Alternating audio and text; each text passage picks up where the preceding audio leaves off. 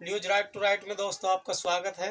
आज हम उत्तर प्रदेश के ज़िला मेरठ के अंदर मौजूद हैं और मेरठ के अंदर दोस्तों ये मेरठ दक्षिण विधानसभा है जहां पर हम मौजूद हैं और यहां मौलाना अब्दुल सत्तार साहब मौजूद हैं जो कल मेयर और पार्षदों की वो होनी थी, शपथ ग्रहण समारोह चल रहा था। उसको लेकर जो है उसमें सभासदों के अंदर बीजेपी और आईएम वालों के अंदर मारपीट का जो मुद्दा सामने आया है। उस वक्त मौलाना साहब वहीं थे, उनसे पूछते हैं आखिर क्या हुआ, हकीकत क्या थी उस मुद्दे की। जी मौलाना साहब ये बताइए, आप जो कल वो शपथ ग्रहण समारोह के अंदर मारपीट हुई है बीजेपी वालों के अंदर और आईएम के पार्षदों के अंदर, आखिर क्या वजह हुई जो एक ऐसा मामला बना? देखिए, जिस वक्त हम वहां पर पहुंचे और शपथ लेने की बात आई कि मेयर साहब जो शपथ लेंगे, तो कहा कि भाई आप सब खड़े हो जाएं, तो सब खड़े हो गए।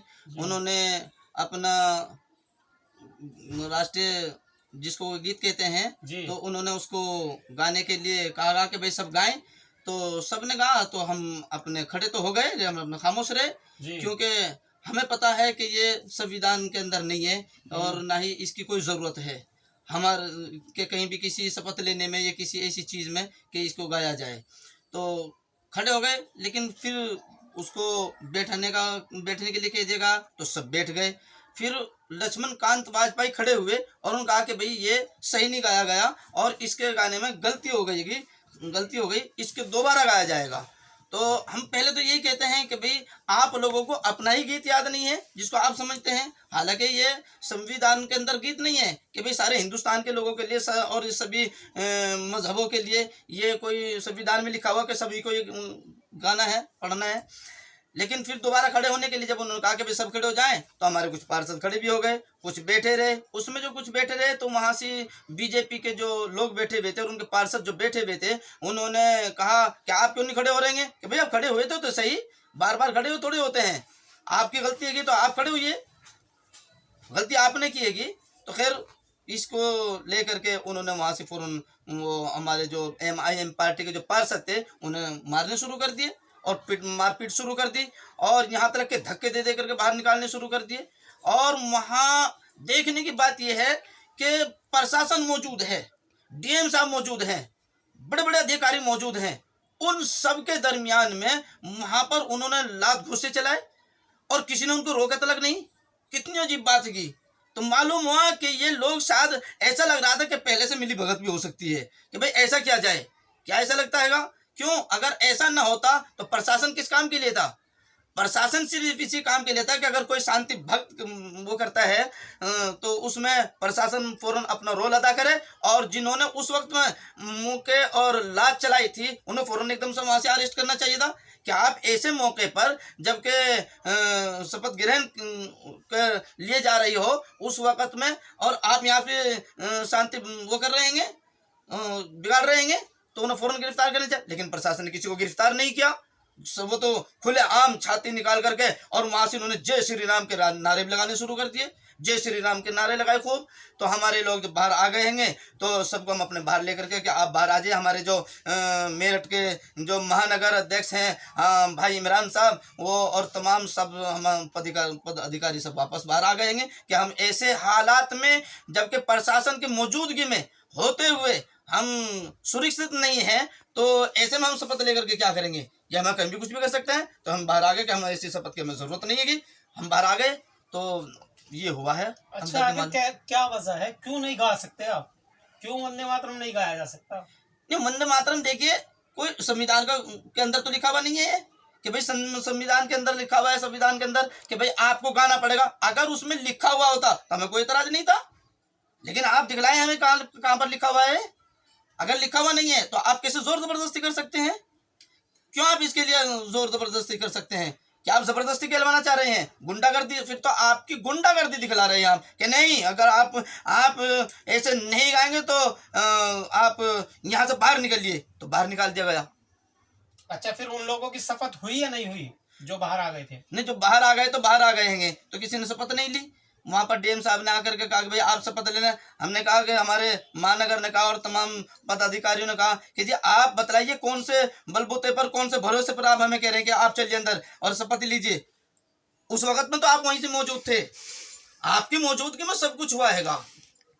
तो उस वक्त में हम सुरक्षित मतलब नहीं रह सके, तो अभी कैसे हमें वो हो सकता है कि हम अब वहां से बिल्कुल आराम से जाकर के शपथ ले सकते हैं। क्या आपको ऐसा नहीं लगता मौलाना साहब, कल जो ये मारपीट हुई है इससे शहर में तनाव हुआ हो? नहीं, तनाव की तो बात नहीं है, तनाव तो नहीं हुआ है शहर के अंदर। शहर के अंदर तो बिल्कुल शांति है, अमन है, सुकून है, कोई तनाव नहीं है। हाँ, इतना जरूर हो गया कि अब मुसलमान बेदार हो गया, और इस तरह बेदार होगा कि ये बीजेपी के जो गुंडे हैं, जो अपनी गुंडागर्दी पर ये यहाँ पर अपनी गुंडा राज चलाना चाहते हैं, गुंडागर्दी दिखलाना चाहते हैं, तो इससे अब मुसलमान, यहाँ के मुस्लिम समाज ये बिल्कुल चौकस हो गया है, और ये बिल्कुल समझ गया है कि इनसे अब हमें किस तरीके से मद्दे मुकाबिल होना है। अच्छा, ये बताइए आप, जिस तरीके से ये मारपीट हुई है उसके बाद जो माहौल मुस्लिमों का चेंज हुआ है, और चेंज होने के बाद अच्छा जिस तरीके से वहाँ और पार्टी के भी लोग मौजूद थे, क्या किसी सभासद ने या और पार्टी के सभासदों ने भी आपकी तायद की? हाँ हाँ, हमारी तायद की है, और साथ साथ भी रहेंगे। हमारे मुस्लिम लीग के जो पार्षद रहे हैं वो भी हमारे साथ साथ रहे हैं, और एक वो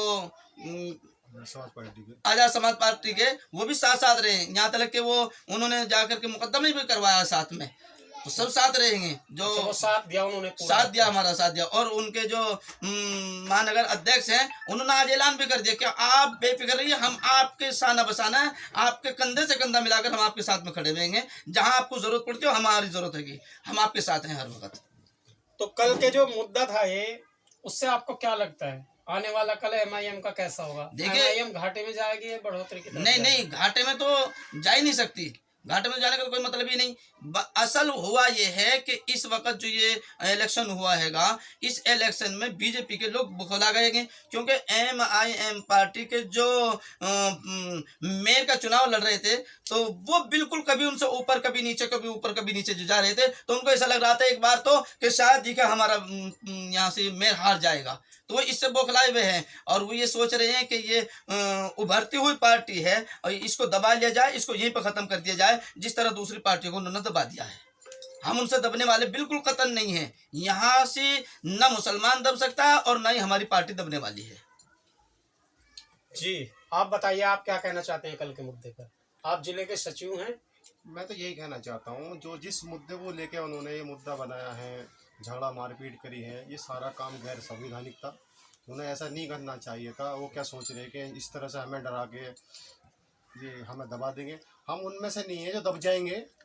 हम अड़े रहेंगे हर चीज़ के लिए। हम हक के लिए आए हैं और हक करके रहेंगे हम इस बात के लिए। और जितना भी ये काम गैर संवैधानिक कर रहे हैं, बीजेपी की गुंडागर्दी दिखा रहे हैं, ये हमारे पार्टी को दबाने की कोशिश कर रहे हैं। जितना हमें दबाएंगे इंशाअल्लाह हम उतना ही उभर के सामने आवेंगे। और वहाँ आप वीडियो में साफ दिख रहा है कि कैसे हमारे पार्षदों के साथ मारपीट की गई है, क्या नाम है। और वहाँ वंदे मातरम को लेके, वंदे मातरम बिल्कुल गैर संवैधानिक है, ये संविधान के बिल्कुल खिलाफ है, संविधान में बिल्कुल भी नहीं है। उनका अपना मानना है, उनका मजहबी हो सकता है, कुछ भी हो सकता है, वो माने, पर वे हमारे ऊपर लागू नहीं कर सकते उसे। हम बिल्कुल मानने के तैयार नहीं है, बिल्कुल उसे हमारी जान चली जाएगी, पर हम ऐसा नहीं करेंगे। बिल्कुल। क्या मानेंगे आप? हम राष्ट्रीय गान को मानेंगे। हम सारे जहाँ से अच्छा हिंदुस्तान हमारा, हम इसको मानेंगे। हम भारत जिंदाबाद के नारे लगाएंगे। हम नहीं मानने के इस चीज़ को। जो चीज़ हमारा संविधान इजाज़त देता है उस चीज़ को मानेंगे हम। उस चीज़ को मानेंगे हम, चाहे हमारी जान चली जाए, उस चीज़ को मानेंगे हम, अपने संविधान को मानेंगे। ये चीज़ हमारा मानना है इस बात के लिए।